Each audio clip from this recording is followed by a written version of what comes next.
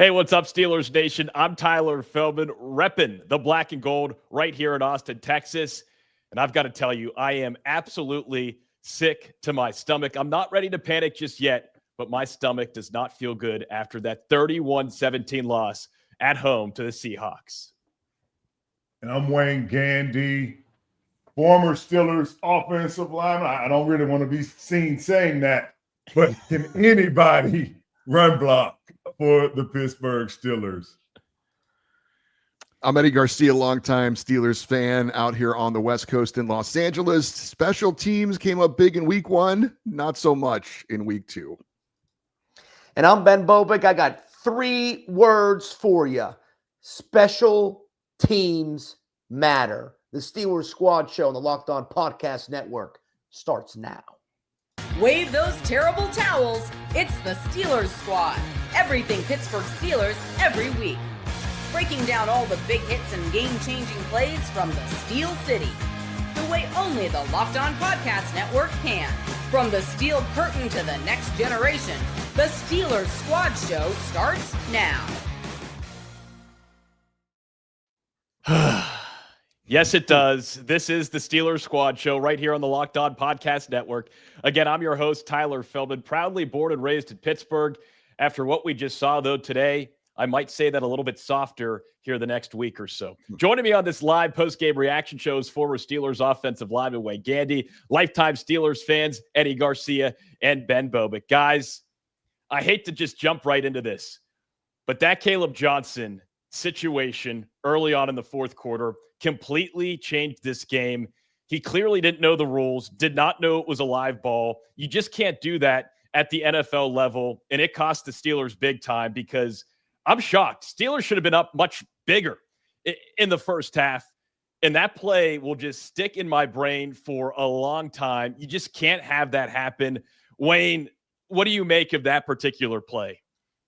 I think you sum it up when it just seems like he had no clue. Even when he got to the sideline, the guys were explaining him the rule. He still seemed like he was confused on maybe he had reverted back to his college return game, where they actually kicked the ball off. I do know I call high school games, return men are very lackadaisical about moving towards the ball because even on that play, he showed no initiative to running back to the end zone, to getting the ball. And I think that's the part that stood out for me the most, regardless of how the play goes, the effort to go get the ball. If you're not sure, it's a live ball. You got to always think that on a kickoff. Forget what they make the rules. You have to approach it like it's a live ball situation at all times. And I think, to me, that was the kicker, that I didn't see him, even with the mistake, move to try to cover the ball. For the second straight week, the Steelers defense that was so highly touted coming into this season gives up 30-plus points, and we'll get to that later on in this show. But, Eddie, I want to hear your thoughts on this Caleb Johnson situation. The rookie out of Iowa, just not being aware of the rules, he'll remember that for the rest of his life, without a doubt, and that can either make or break your career. For Caleb Johnson, obviously, you want to feel for what he's about to experience from the city of Pittsburgh and these Steelers fans, but you can't let that happen. Plain and simple, that can't happen at this level. No, you're right. And Danny Smith has been the Steelers special teams coach. I don't know if he was even there when maybe Wayne was playing. It seems like he's been there forever. And he's been around a long time. I got to believe he's explained the rules to Caleb Johnson and all of his guys that are back there on kickoffs. And when rookie in the field, it's not an excuse at all. But when you put a rookie in a situation like that, it's the first thing that came to mind was, oh God, rookie. In the moment, he just didn't perform. He didn't think. And unfortunately, sometimes with rookies, you get things like that. But at that point in the game, at that time, it's very difficult to recover from a play like that. It's like a pick six. It's like, when it's a play that you're getting a possession and suddenly it's a touchdown for the other team and they really didn't do anything to earn it. It wasn't like they punched the ball out of his hands and recovered it. Just a stupid mental error, rookie mistake. And he's going to have to show how mentally tough he is to be able to respond to this and go forward. But I got to believe that he was coached properly and that in the moment he just had a blackout and didn't do the right thing. At a certain point, though, even if he's coached properly, it seems like the coaching, again, I'm trying not to panic, but it's the same song and dance with the Steelers team over the last decade. Like, I wore this shirt, Super Bowl 40, they were playing the Seahawks. Those are fond memories. This is not fun. It's the same thing every season now for these Steelers. It's not fun anymore. And I know this is week 2, and I'm not trying to overreact, but this is not the standard, Ben. The standard is the standard, but this is not the standard. Something's got to change. Yeah, you know what? If we're going to go dip into that pool, Tyler, I'm not sure Bill Cowher team would have done that, or Chuck Noll. You know, when it comes to you have to look at the coaching staff there. There are 2 people when it comes to the kickoff specialists that need to know what's going on. It's probably the kicker, because he's the one kicking the ball, and then it's probably the lead returner.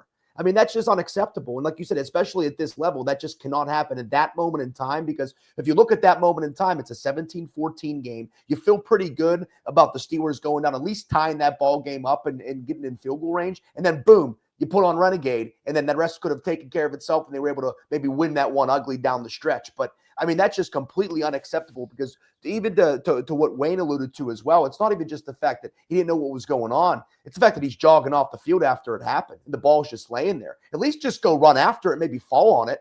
You just do something, man. That's just completely unacceptable from a coaching staff standpoint, and also just unacceptable in that moment in time, and absolutely unacceptable at the professional level.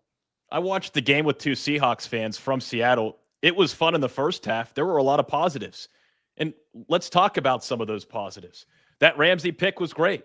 Patrick Queen looked really good in the first half. I love how the Steelers honored Craig Wolfley. That was special. Longtime broadcaster, sadly passed away this year. Longest pass play. Aaron Rodgers, 65 yards. Great moment to Jalen Warren. That was a great pass play, and they don't score. They don't score. Ball goes off the fingertips of Calvin Austin. Just too many mistakes. Wayne, are there any particular positives that you at least want to highlight? Because I feel like a lot of this show will harp on the negatives of this particular game for the Steelers. Really, the only thing I can put my hat on is I did see a concerted energy and effort by the defensive front 7 of stopping the run. They were getting penetration. Patrick Queen, Peyton Wilson, they were playing downhill. They were trying to shut down that Seattle run game consistently in that first half. Now, as it kept going on, the creases got a little bigger, and I noticed that definitely when Cam Hayward left the field, that's when they were getting some of their bigger runs inside. And we talked about that. Who was going to be that second D tackle in? And then sometimes you look up, 97's not in there. The offensive coordinator of the opposing team, okay, let's call the run then. These are the games that you play. This is the gamesmanship that coordinators play. But other than that, I mean, Jalen Ramsey, and I know as we continue to talk, it was a day where he can't play the slot. When he was in the slot position, they were taking advantage of it. When he was outside as a corner, looked just like we advertised. But when he was inside, playing out of that slot, covering the slot, they were taking advantage of that. So other than the run defense in that front 7, I didn't have a big positive about today's Steeler team. Sid Peace says the only positive here is the weather was nice. I mean, Chamber of Commerce weather. It looked like a beautiful afternoon in the city of Pittsburgh. Eddie, anything that stuck out to you that was like, you know what, maybe this season doesn't have to be representative of the Steelers here in week 2. Maybe things will change down the road. Well, going into the game, the thing I was focusing on obviously was up front, offensively and defensively. Would we see more push in the running game? Would we see more stoutness in stopping the run? I thought it was a little better, but there were certainly, big run plays to seal that win at the end of the game for Seattle, with Kenneth Walker III just kind of ripping off some big runs here and there. I thought there were some moments where they got good pressure on Sam Darnold. Obviously, the great play by Cam Hayward to tip the ball. Nick Herbig almost scored a touchdown on that one, the nice return. Fortunately, they did score on that drive. But as you mentioned, I thought Jaylen Warren had a really good game. That catch and run he had was one of the most electric plays I can remember in a while, just breaking tackles and showing a lot of heart. But then you get down and then you don't score a touchdown. You don't get any points out of that. That's a backbreaker. There's certainly injuries I'm sure we're going to get into. Some of the guys had to step in and take a bigger role. There were a few times that I thought Jack Sawyer made a few nice plays here and there. He's getting his first action. It was good to get Herbig back, obviously, but Highsmith is now out. Who knows how long he's going to be out as well. So, there's overall, I think the thing that, we'll get into concerns, I guess. So it's going to be a show about concerns, but, like I said, there was a little bit better up front, not a lot better, but a little bit better. I liked getting pressure on the quarterback. I liked seeing some turnovers forced for sure defensively. So I guess that's what I would look at as far as maybe some positives. Injury-wise, Loudermilk, ankle injury, Highsmith, ankle injury. We'll get to more of that throughout the show. We won't have the updates that everyone watching and listening right now probably wants, as Mike Tomlin's likely soon to be talking here post-game, and that's where Christopher Carter is. He's in the post-game. He'll have a lot on the Locked On Steelers Daily podcast Monday through Friday this week, and those will be shows you'll definitely want to tune into as well. But, Ben, any positives? Another 100-yard rusher on the opposing team for the Steelers defense, but can you find any sliver of plus signs to shell out for the Steelers team today? Yeah, I mean, it's probably Jaylen Warren. I mean, he is the Steelers feature back, and like the amount of, they just need to get him the ball a little, maybe more, even whether it be in space, whether it be just runs or just kind of design passes like that. Just, he is their feature back, man. And like Eddie alluded to, man, that catch and run was awesome because it was a broken down play. I mean, Warren was the dump off, and he peeled off and went straight, and Rodgers found him with momentum going downhill with the ball, and he just took care of the rest. I mean, he is like a bowling ball when he gets rolling. So anything that involves him, whether it's running the football or getting the ball to him in space, I like a lot.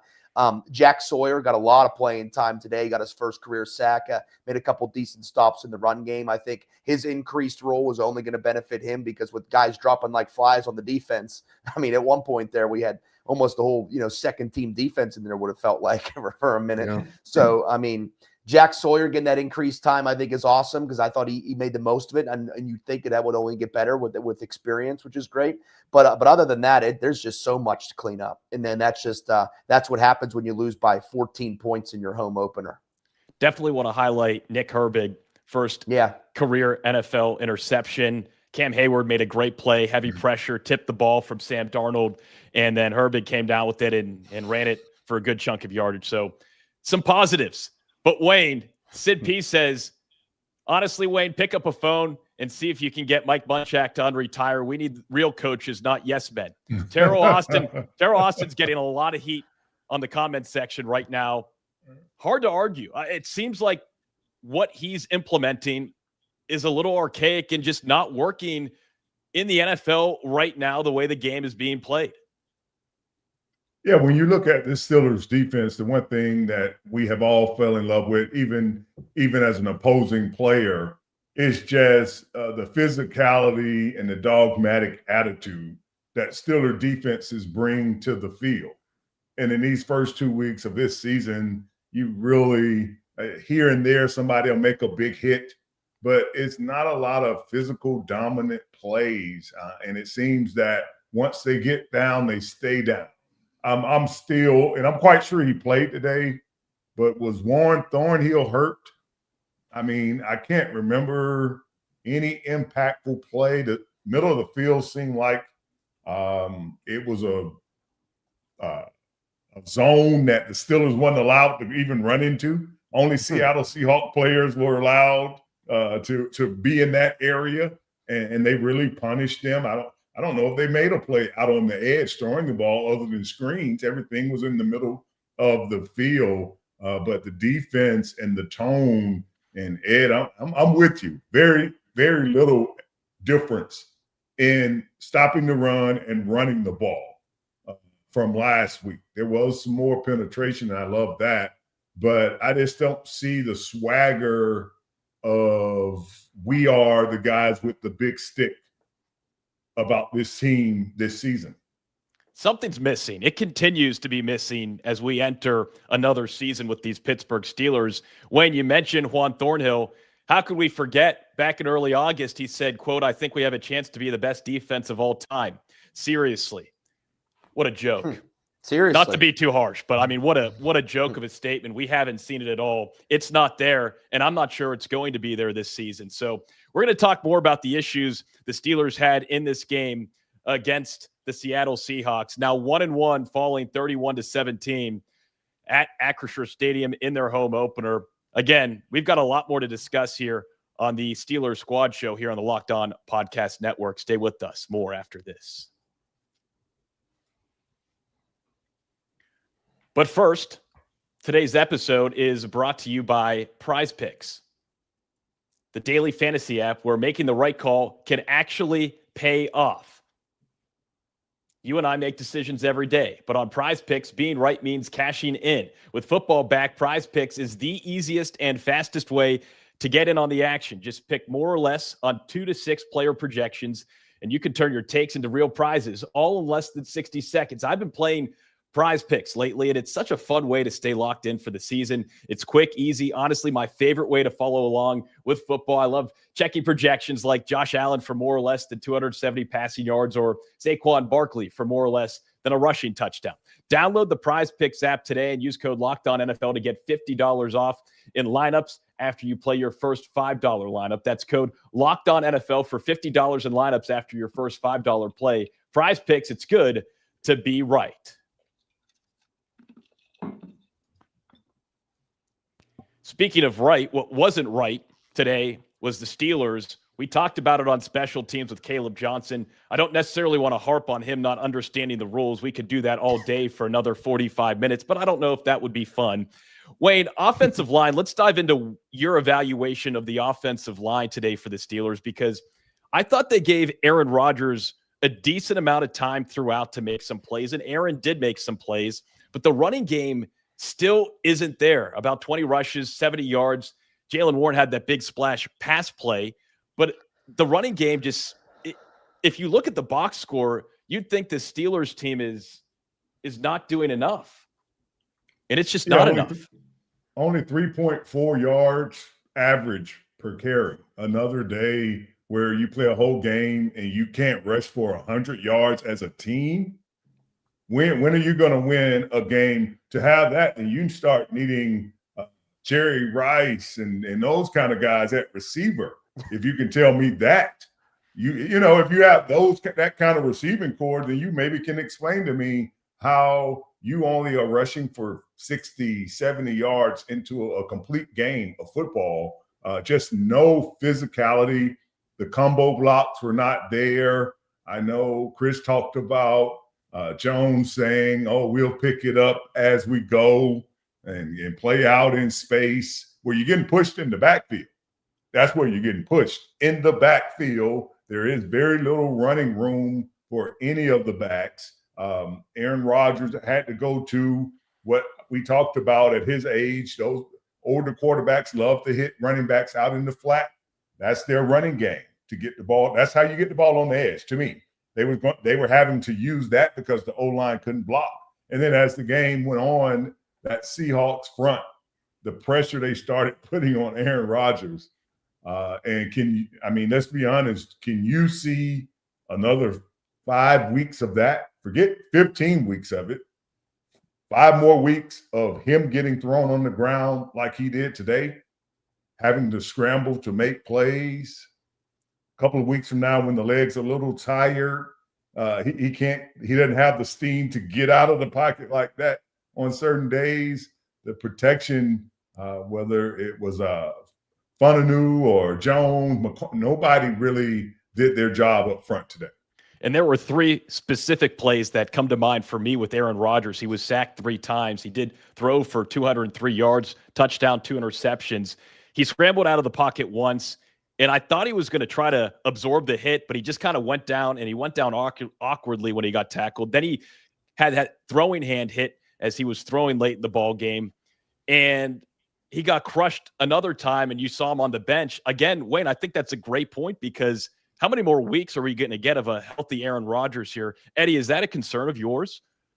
Absolutely. And watching a lot of other NFL games and seeing, how football is developing, and this is not anything unexpected, but it's hard for me not to think about how immobile he is and what we're seeing from the quarterback position now.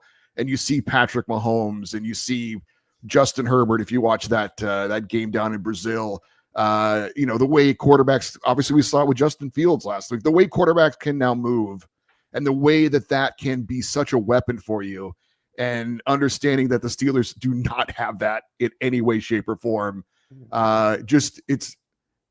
We at some point, not only do we need to replace, Aaron Rodgers and find the quarterback of the future, it's going to have to be somebody that's like that.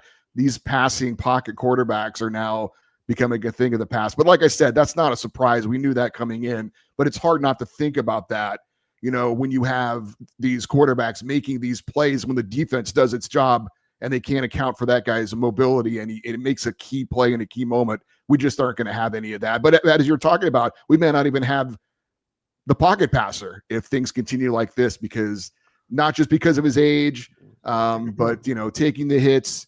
I am concerned, yes, that Aaron Rodgers is going to be able to survive the season at this point. Yeah, definitely. Right now, half my brain is listening to this conversation. The other half is just so irate still about that Caleb Johnson special teams play. I cannot. I'm sorry. I'm just. What are we doing? It is beyond frustrating. And I've had all these conversations off camera, and this is not a. It's a Steelers showcase. This is not the national media. But I'm just ready for the national media tomorrow to come on and say, Mike Tomlin, they're going to be fine. Same old. They'll figure it out. They'll get 11 wins. And I just don't enjoy this. This is not fun for me, okay? Ben, this is not enjoyable. I wanted to have fun on this show, and here we are talking about the same stuff week in, week out. Yeah, I mean, that you're absolutely right. It's just never it can never be easy. It's never easy. It's never like that. And it's just like I think what it comes down to, obviously, other than you think we've been talking a lot about the Caleb Johnson play, but I think about just game-winning plays. Seattle made certain game-winning plays there in the second half that were the difference, like going down and getting in field goal range to take the lead. Obviously, the Caleb Johnson taking advantage of that. I'm thinking about the red zone interception as well after the big Jaylen Warren play. I mean, that you put that play, if you put that play and back end it in with the Caleb Johnson play, that's probably a 10-point swing, because you think, say that ball just falls incomplete. I mean, you think, I wish they would go for it. They just take the three there and trust their defense. They take the lead, and then now they come away with no points, and then you give up the kickoff, the debacle on the kickoff return. I mean, then I think about when they got the field goal to go down 7, and they got Patrick Queen comes point blank at Sam Darnold. He spins away from him and he dumps one off and gets the first down. That was the ball game. I mean, that was the ball game. It's like they had him point blank. You get him on the ground. Everybody's pumped up. It was just after Renegade. You're only down 7. Plenty of time on the clock for Aaron Rodgers and the offense to figure it out. You probably go a little no huddle there to keep the defense on their heels, and that just deflates just completely deflates the balloon. And then it was a play or two later they go deep down the field, and boom, that's the ball game, because they're in field goal range, and it doesn't even matter. It's just those game-winning plays Seattle made down the stretch, and the big three being the red zone interception, the Caleb Johnson blunder, and then that third down conversion there late when we had Sam Darnold on the ground point blank. Renegade at this point, it does nothing. It does nothing for this team. Did you see the video of the Seattle was more pumped up than the Steelers or the crowd was? They were all into it. And rightfully so. Ramsey gets beat, big pass play, Walker untouched into the end zone late. And if you have a run game, you don't even have to worry about trying to connect on a pass play after that big Warren pass play. It developed the run game, so you don't have to rely on these, ridiculous pass opportunities in the red zone. It's just all this stuff that the Steelers are holding on to, the terrible towels, the renegade, it just doesn't matter if there's no bark in this team. You know that meme where there's like the chest, the x-ray, and there's a dog in there?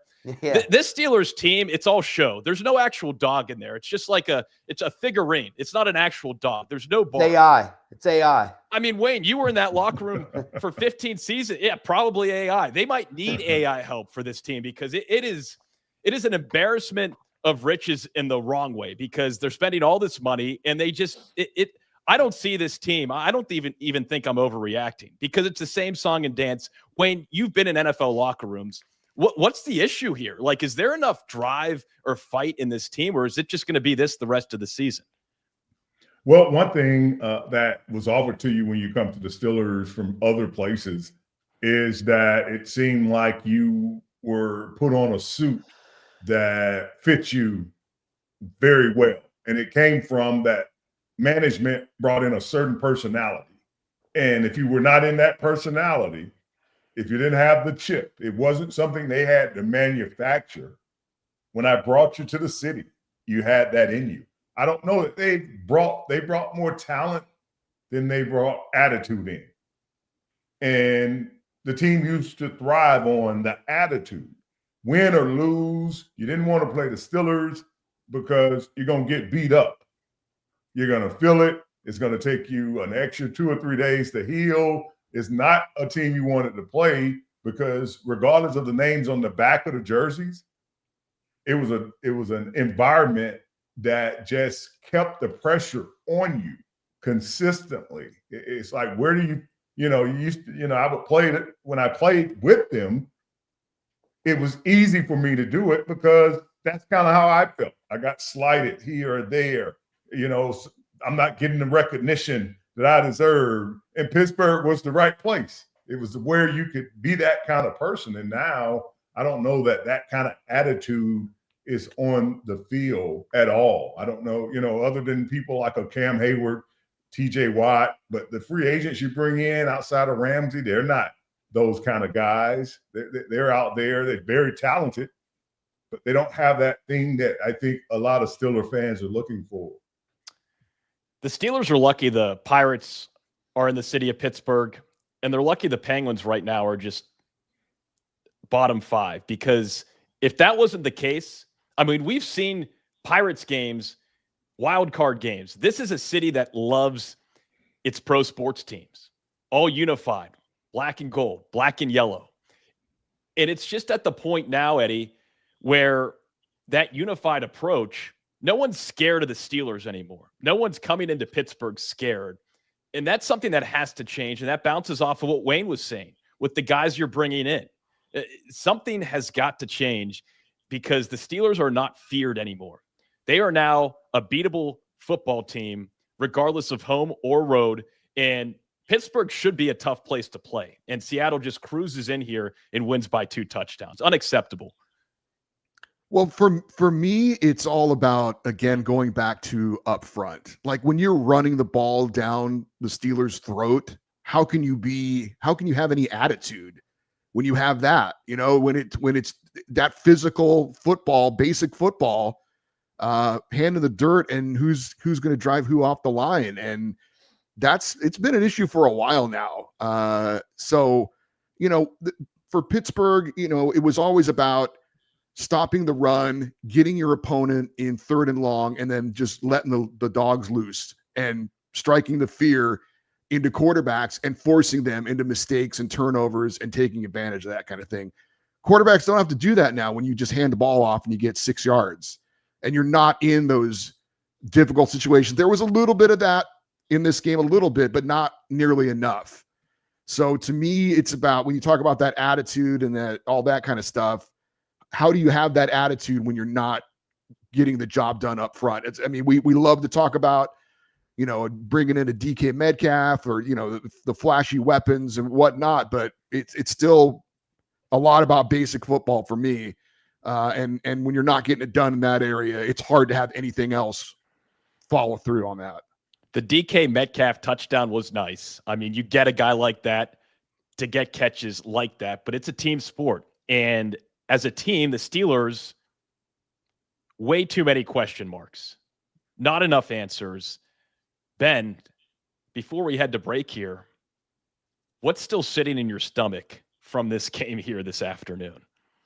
I mean, well, yeah, that's a loaded question there, brother. Yeah, that's a loaded one. But it's just that fear of them not figuring it out. I mean, I think it, like, just to be broad with it, because it's like, okay, it's been 2 weeks. It's like, let's try to remain positive here. It's all good, but man, it's just a lot of those reoccurring problems like you've been mentioning thus far, and it's just a lot of, okay, well, if the offensive line is going to figure it out when, because we can't.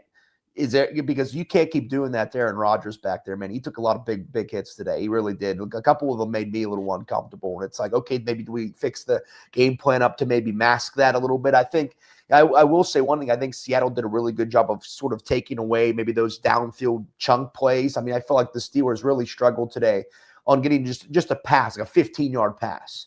That wasn't really there today. And I think you have to credit the Seahawks for that. I think it's how they like to play defense. It was like they make you earn it. There was no, and I'm not saying chuck the ball deep, but I'm saying, like, where's the 15-yard tight end over the middle? Okay, nice first, first or like 2nd and 7, just a nice little 13-yard out, and then guy turns up field for a couple extra yards. There was just none of that today. And there was a lot of times where Aaron Rodgers was moving around and kind of got free a little bit more. And that's where we've been talking about. It was a little bit better from the line today, but still far from where they need to be. But I think it's just based off of that in terms of, okay, we got Aaron Rodgers out there on movement, and he's looking, and it's like, and then it gets to the 2nd and a half, and you're like, okay, if he's found no one, then no one's open, because if there's anybody that can find someone, it's it. And I know there was one play, I think, in the first half too, where the offensive line was still getting their footing. It was a walk-in touchdown for 88. They showed the replay, and if Aaron Rodgers had a 2nd and a half more time, I mean, Freiermuth was wide open on a look like a post over the middle. And it's like, if you just need that extra second or two at times, and then when he does have it, they did a good job of taking it away. But it's just, that line's got to figure it out to keep them upright, and the defense needs to have come to maybe a little players only meeting saying, hey, we got to figure this out and start doing it the right way, because this can't keep happening. A lot of comments saying fire Tomlin, and if this continues, that conversation will continue. Mike Tomlin, a generational coach. I'm not here to bash Mike Tomlin, but what I will say is, you look at what the Pittsburgh Penguins did. Mike Sullivan won Stanley Cups, brought so much winning to the city of Pittsburgh, but the Penguins said, you know what? It's time for a change. This isn't working. And what the Steelers pride themselves on is they've only had how many head coaches over the course of their entire history? We're at the point now where it's the energy. It's what we're seeing regularly. Again, Mike Tomlin would be scooped up in a heartbeat. But sometimes you've just got to change to inflict fear in some of these players and coaches, because I think everyone's just way too comfortable right now. This is a situation where, hey, if we win, great. If not, well, I think we're going to be just A-okay. And that's not necessarily the place that a team like this Steelers team should be in. We're going to talk a lot more about this game. We're going to talk about our winners and losers. We've already talked about them quite a bit, but our winners and losers segment, that's next right here on the Steelers Squad Show here on the Locked On Podcast Network. But first, this show is sponsored by BetterHelp. We all turn to some funny places for advice. Your barista, your barber, maybe even a random stranger in the bathroom. Whatever floats your boat. But not everyone is the right one when it comes to real support. That's why BetterHelp is here with more than 30,000 licensed therapists and more than 10 years of experience. BetterHelp helps you find your right match, someone clinically trained and credentialed to guide you through life's challenges. Every once in a while, I find myself venting in group chats or on podcasts about the Steelers, oversharing with friends and family about how the Steelers can be better, but they're not therapists. Having someone trained to help me work through tough situations has made all the difference. Plus, it's flexible. You can join sessions online from home or on the go, which makes therapy fit into my busy schedule. As the largest online therapy provider in the world, BetterHelp can provide access to mental health professionals with a diverse variety of expertise. Find the one with BetterHelp. Our listeners get 10% off their first month at BetterHelp.com/lockedon. That's BetterHelp.com/lockedon. Speaking of BetterHelp, the Pittsburgh Steelers need to be better, and they definitely need help. 31-17 loss to the Seattle Seahawks in Week 2, their home opener. This is the Steelers Squad Show on the Locked On Podcast Network. Wayne Gandy, Eddie Garcia, Ben Bobick. So happy you're joining all of us here on this Sunday evening, late afternoon. Winners and losers. Let's start with the winners. Let's try to get a little bit positive here. Wayne, who was your biggest winner for the Steelers in this ball game today? All the madness, all the stuff we've been griping about here, but there's got to be a winner, right? Yeah, Jaylen Warren was the winner in this game. He showed you the diversity that we're hoping he can bring to the football field. What an Aaron Rodgers needs, that guy that can run the ball tough between the tackles, but also when that's not going, he can help him out in space, catching the ball, pick up the blitz. And I think that's what we needed to see from Jaylen Warren. I don't know if he has solidified with us that he can be the main guy, but today you could see that he's just a guy that some kind of way you got to get him those 15, 16 touches, even if the run game, get it to him in the pass game. And I just thought that the impact, he was why the offense was able to stay around today, to make it a close game until the kickoff debacle. He was the guy offensively that was consistently working for the Steelers. 4 catches, 86 yards. That one big catch should have been that 65-yard pass play, should have led to points for the Steelers. Instead, it led to a turnover. 14 carries, 48 yards. That running game, I do think Jaylen Warren had a splash game for the Steelers, Wayne, but again, we've talked about it already. The run game needs to improve. Eddie, who's your winner from the Steelers in this ball game? Yeah, I wish I could pick somebody else, but I don't know who else I would pick. Jaylen Warren clearly was the positive. As I mentioned, that catch and run was fun to watch, one of the few fun moments of the game. And again, not getting points out of that play after that play was very disappointing, to say the least. But somebody else needs to step up, though. It can't just all be Jaylen Warren. Kenneth Gainwell didn't do much in this one at all. And obviously, I know who we're going to talk about when it comes to the other side of this. But I don't know who it could be. Maybe one of the linebackers who was forced into action, and came in and did what they could. Maybe like Jack Sawyer. If you wanted to pick somebody else, getting his first kind of action and coming up with some plays. But I think Jaylen Warren clearly is the positive individual for the Steelers from this one. Ben, who's your winner? Yeah, I'm going Jack Sawyer. He teed me up right there, absolutely. And obviously, I could say exactly what they said about Jaylen Warren, but I think Jack Sawyer for sure coming in and getting his first career sack, made a couple nice stops in the run game there late in the game, and just getting that amount of time, it's going to be valuable. I mean, it is every bit of September 14th. It is week 2, and if that cat's getting a lot of playing time here early, even whether it be injuries or not, it's going to benefit us in the long run. And that's why they drafted a guy like that. When they drafted Jack Sawyer, I'm like, that's such a Steelers draft pick, man. Ohio born and raised, played for Ohio State, gave his all for Ohio State. I mean, you think about the big play he had in the Cotton Bowl there in the national semifinals last season. I mean, he's a guy that's just a program type of guy, and you insert him into a proud tradition with the Steelers. He's going to be in the right spots. He may not wow you with how quick he is or his moves, but he's going to be in the right spots, and he's going to go hard every single play. And so getting him valuable minutes like today is going to be a big benefit for us in the long run, I believe. Playing for the Pittsburgh Steelers in 2025, in my eyes, is like social media. More people, more players are more obsessed with getting a picture in the historic black and gold, being a part of this historic organization, learning and knowing about the history, but doing everything but actually creating more history. All of the last 10 seasons, these are forgotten players, forgotten teams, because they're more obsessed with being a part of this legendary organization than actually creating their own history and sparking new conversations in a positive light. That's how I feel about the Pittsburgh Steelers the last decade. Plain and simple. The winner for me, Corliss Waitman. Kudos to the punter. I mean, great game. That's all that I have to say, because that's, he doesn't even want to hear that. I know Corliss. I don't know him personally, but I know that he doesn't want to be the winner in this ball game, because that's how I feel about this Steelers team, because everything else Who cares? They lost. They lost by 2 touchdowns. Do we all want to agree that Caleb Johnson was the loser, or does someone else have anyone else that could have played better here today? Well, I thought that the Seahawks, and I don't know, it's because he was in their division for a couple of years, but they really picked on Jalen Ramsey today. I mean, in a way that surprised me. And I said it earlier, when whoever he was covering in the slot, Njigba, the late pass deep down to Cooper Kupp, they were making some plays. He got the interception that made things turn around. But for me, I was just very surprised between him and that another receiver didn't catch a ball until about 3 minutes left in the game.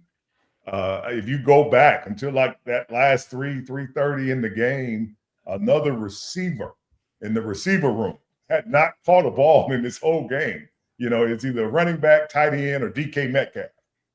And it just made me go back to how we've been talking since we started the show. Who's going to be number 2?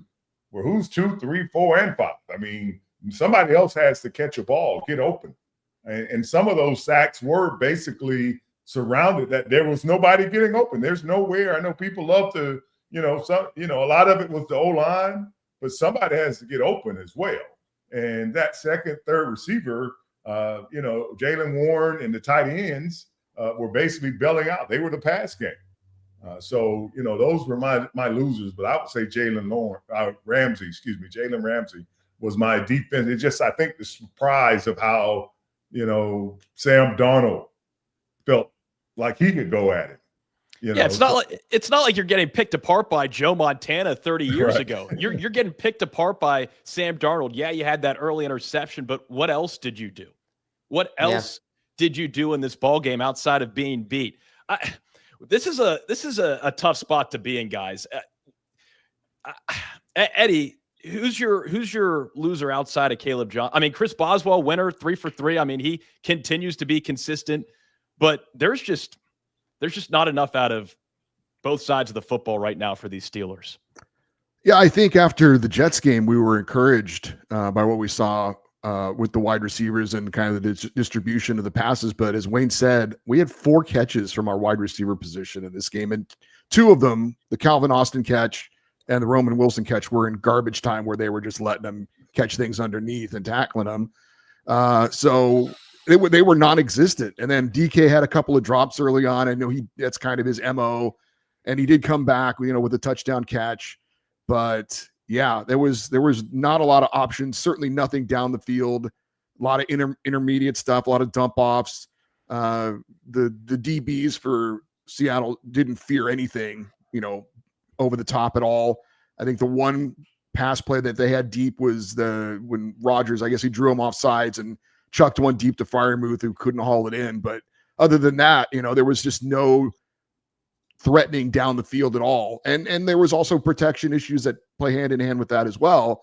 But when you become very one-dimensional, you're not running, and there's no time to throw down the field. It's just everything in this one area that the defense has to defend. It makes it a lot easier for them. Peyton Wilson, 10 total tackles, sack, tackle for loss. So credit Peyton Wilson for stepping up today. I do think we have to credit Seattle.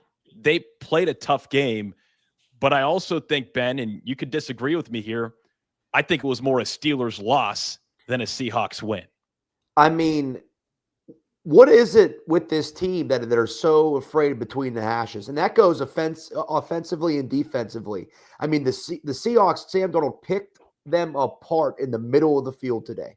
It was third down and 7. I mean, it was just Cooper Kupp, right? Just sitting down there 8-9 yards, just zip. I mean, threading the needle, middle of the field.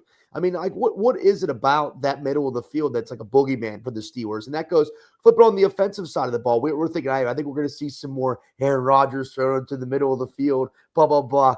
No, he ain't. He's just dumping it down. Just dumping it down to the receiver. It goes with the running game too, though, right? There's no play action. You can't play action. If you're not running, those linebackers never step up. They're just right in the middle of the field.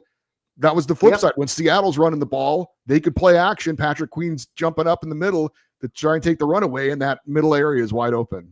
And that's what Mark Sanchez was actually was mentioning on the Fox broadcast. He said, the Seahawks picking apart this middle of the field is when they established that run there early on, getting a couple chunk plays with Kenneth Walker, and then boom, the middle of the field's opening up. So it's like, hey, it doesn't seem to be rocket science, but they just can't seem to do it. They just can't do it. And it's like, why? I would just do a lot for just to see them throw a 15-yard, just middle of the field, Pat Freiermuth just sitting down there and finding a spot in the zone coverage and just catching it, and he could just fall down. I would stand up and applaud it if it's in the middle between the hashes at this point, because it is just non-existent for this team. The New England Patriots beat the Miami Dolphins 33-27 in Florida this afternoon. That's who the Steelers have next in Foxborough. When we come back, we will discuss the bevy of changes and fixes these Steelers will need to make if they want any chance of beating the New England Patriots. I mean, come on, what are we doing? This is the Steelers Squad Show here on the Locked On Podcast Network. But first, today's show is also brought to you by Upside. Hey, Locked On Steelers fans, are you still paying full price for gas? Stop leaving money behind. Get real cash back every time you fill up with the free Upside app. Simply download the free Upside app in the App Store or Google Play right now and start earning cash at the pump today. Use our limited time promo code TOUCHDOWN and get an extra 25 cents back per gallon on your first fill up. You could make up to $300 a year just by buying the gas you already needed. At first, I thought it was too good to be true, but it's totally legit. Real people getting paid just to make their daily commutes. And you can too. Plus, you can cash out anytime to your bank account, PayPal, or an e-gift card for Amazon and other brands. Don't let this offer drive on by. Download the free Upside app now using our limited time promo code TOUCHDOWN for a limited time 25 cent per gallon bonus. That's promo code TOUCHDOWN. Disclaimer, offers vary by user and location. Go to upside.com for terms and conditions. All right, back here on the Steelers Squad Show on the Locked On Podcast Network. Wayne Gandy, Eddie Garcia, Ben Bobick. I'm Tyler Feldman. Thanks for joining us on this live reaction post-game show. Steelers falling at home to the Seattle Seahawks, led by Sam Darnold and company, 31-17. Wayne, when you zoom out a little bit on this game and try to not overreact, but say, okay, maybe there are some things that aren't going right, but they're fixable. What's maybe one fixable thing that the Steelers can work on in practice this week before they play New England? Like if you had to hone in on one particular fix that needs to be made immediately, what would that be? The run game. I'm going to stick to the run game, especially when you go on the road, but mainly because I think all of us on the panel today is just talking about that's the only way really to open up the middle of the field. That's the only way to get the tight ends really in a situation where the linebackers are going to take the fake and they can get behind them. Until that is done, and they go, next week to the Patriots, Mike Vrabel, you expect a tough, hard nose, kind of slow. I'm going to throw the ball to the tight end. Drake May just making nice, safe passes. A tough-minded team with Vrabel, a former Steeler, former teammate of mine. He's going to try to just figure out a way to win this game. He's not going to be, so I just feel like until the offense fixes the running game, nothing else is going to open up. It's going to add the toughness that I think that Eddie is looking for, and it's going to offer us the open field in the middle that Ben is looking for. It all starts with the tempo of being able to run the ball. 2 games now that we have not been able to run the ball, and we got very capable running backs. It starts up front. Sorry, I got to decompress here. Wayne, you're spitting out a lot of great information and really focusing in on what the Steelers aren't doing and what they need to do. Eddie, is it the run game for you as well, or are there other areas that the Steelers need to fix before New England next Sunday? I would say yes. The run game is probably at the top for me because it, opens up so many other possibilities, and it keeps Aaron Rodgers from getting hit as well, which is just as important, and I don't know how easy of a fix that is to just, I'm not sure what they're going to do scheme wise to try and fix that for next week. But I think it's Wayne, you play the position. It has to be an attitude too, right? And I think I will say for Arthur Smith, I think you got to also have a feel for what's going on with your team. There was one play that we get first and goal at the 5 after the Jaylen Warren great run. And on first down, he runs a fake reverse pass. Yeah. I mean, and Rodgers gets hit. And I'm like, you got to know, you just had a play that ignited the stadium and your team. Now you're going to run like a gadget play on first and goal at the 5. What are we doing? Yeah. And then it led to the Rodgers interception. I'm like, I mean, if it works, I guess we're all saying what a great play call. But I just in that moment, that's when you smash the other team in the mouth and finish off that drive.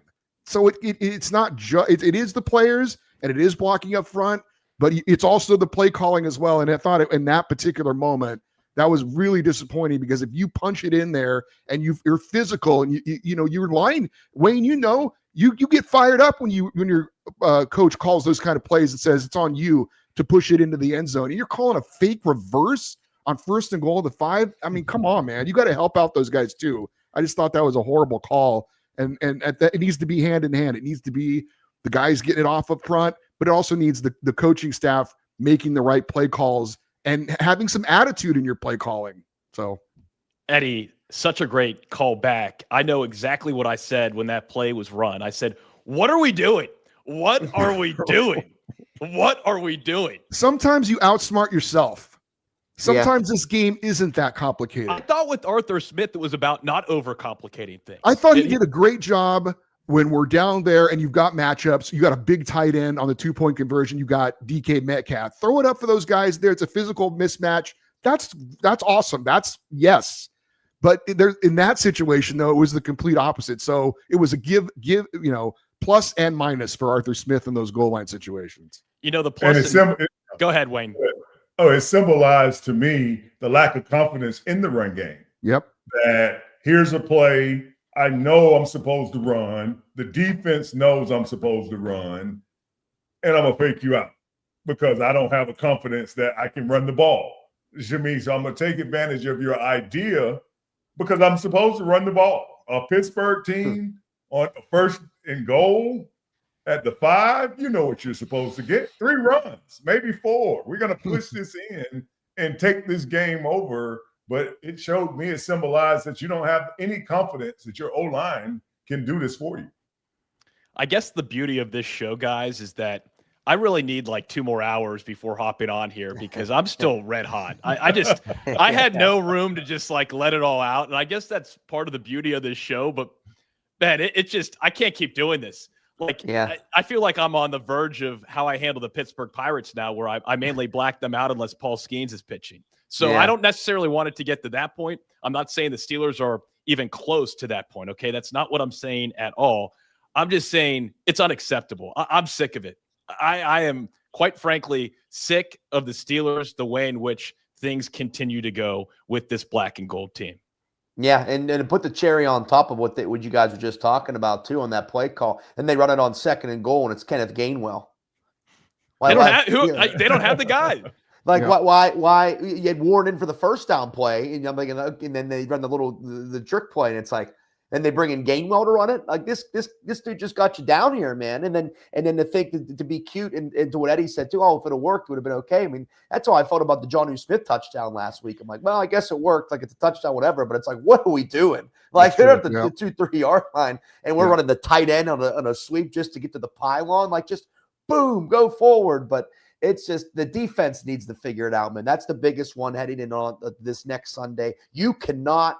Because what's one thing with like Justin Fields, because he's a playmaker, man, right? He's great. He's a guy that's just electric with the football, whether that be running or on the move and passing. And then you get Sam Darnold, and you don't want to get beat by Sam Darnold, but at the very least, hey, he's a veteran. He's been in the league, had a great season last year for Minnesota. There's a reason why he's starting for the Seattle Seahawks this year because they believe in him, and they could after the season he had for the Vikings. You cannot, and I mean you cannot, go on the road and get diced up by Drake May next Sunday. That just could not happen. Absolutely can't happen if you're that defense. With all those veterans on there and all that money you're spending on them, they have to assert their dominance. It needs to come against the Patriots in this next Sunday's game, because that if we're talking about if this is the reaction we have next week, it's going to be times 10 if we're going to get diced up by Drake May in New England, because that just cannot happen. It's a very good chance and an opportunity for the defense to kind of reset, get back to what they're doing, get after the quarterback, make him make mistakes, stop the run, and then let the offense get their footing and find a rhythm. Because I think that was one of the bigger questions today. I just felt like the offense could never just get in a rhythm. And then that's sort of kind of what that's why you come away with a loss. But they just cannot afford to let Drake May have his way next week. So the defense better figure it out. All I keep thinking about is Drake May having his way with the Steelers defense. I just ruined your Sunday even more. Now my stomach hurts even more. I can't even – the fact, Ben, that you brought that up, and now I have to think about that for the rest of tonight and the rest of this week. I just don't have a lot of confidence in the Steelers team. And I thought, conversations with all of you guys going into the season, I was like, maybe things will be different. Maybe they do have the right pieces. And now week 2, and I'm at the same place I was for the back half of last season for the past 4 seasons. That's what hope will do for you. But I will say this, Tyler, just to help you. September 14th, baby. It's only September 14th. Got a ways to go. Hey, question for the group. Is Caleb Johnson, is he on special teams again at any point this season, or is he done for the season after that? Let him run the ball. Don't put it like. What are we doing coaching wise? We're putting players in the wrong places. God, no, you have to keep him. Eddie, you have to put him back out there. His confidence is on the floor. Give him a chance to redeem himself. That he can redeem himself, and if it's something long term that you want him to do, you feel like he has that talent. But that's why I said the part that stuck out to me was that you didn't run for the ball. You just jogged off the field. I get that as a return man, sometimes the ball will slip. Sometimes it might be rainy. I don't know. Things can happen. But your lack of effort to try to recover the ball, any indecision, go get the ball. No matter what it happens. It was almost like get the ball. It was almost like he knew he screwed up, but he thought if he acted like he knew what he was doing, that everybody would just ignore it. And the referee is staring at the ball, and I'm like, oh no. Oh no. The referee is just looking at the ball like who's gonna get it. We're gonna learn a lot about his character, though. Mental toughness. Like Wayne said. Because he's going to get his opportunity to come back and prove himself, and how he responds to it is going to speak to his character. Because if we get a good response out of him, then you know what, tip of the cap and a little bit of respect gained, because we can't change what happened, but he has an opportunity to change everybody's perspective of him moving forward on how he responds. So we'll see how it pans out for him. Look, I know Dick LeBeau's 88. But these are dire times, guys. I know he's 88. I bet he looks like he's in his 60s, though, man. That guy. Oh, no doubt. I'm sure he has no interest trying to fix this defense. But there's a trust that I have in Dick LeBeau. I just kind of need that feeling again. And right now, it's just been totally empty. Can we get Troy Polamalu out of retirement? Maybe put him back there, see if he can make some plays. We need to replicate Troy Polamalu. Good luck with that. Times 5. A guy that quietly just studies the film, smart player, and makes big plays. Steelers are void of any of those kinds of players right now on both sides of the ball, and that just breaks my heart a little bit. And I don't mean to be too tough, but who are the dogs on these Steelers? No dogs. Yeah. Bunch of Chihuahuas. Okay. I'm not saying a Chihuahua is not a dog, but I'm saying we're the Rottweilers, okay? Right. Any final thoughts before we wrap things up? It's been an hour, and I need to rest. I need to calm down here, guys. I think my final thought is if Ramondre Stevenson has over 100 yards against us next week, I'm going to need that online therapy that you better help. Better help. I'm going to need better help next week. I don't want better help. You know what? The Steelers also everyone needs better help, but particularly the Steelers and possibly on this show. That's why we have the advertisers we do. They know exactly who they're advertising for. They know the audience. Yeah. I just think I'm gonna go pour myself a drink because I earned that after watching that game. And one. And two, I'm just going to keep telling myself, looking at the calendar, hey, it's September 14th. If you're playing your best ball on September 14th, you're going to be in trouble come December 14th. So it's just about getting better. A lot of learning tape out there, and it's back to the drawing board, because I guess the thing that scares me is that I feel like the Steelers might be a lot closer to 0-2 than they are 2-0, but they're 1-1. They're 1-1. And you know what? A lot of football teams in the league are going to be 1-1 after today, and a lot of them are going to be 0-2. So you just keep your head forward on the next one and clean it up, and then let's go get a win in New England. Wayne, do you want to say anything? Any final words before we sign off?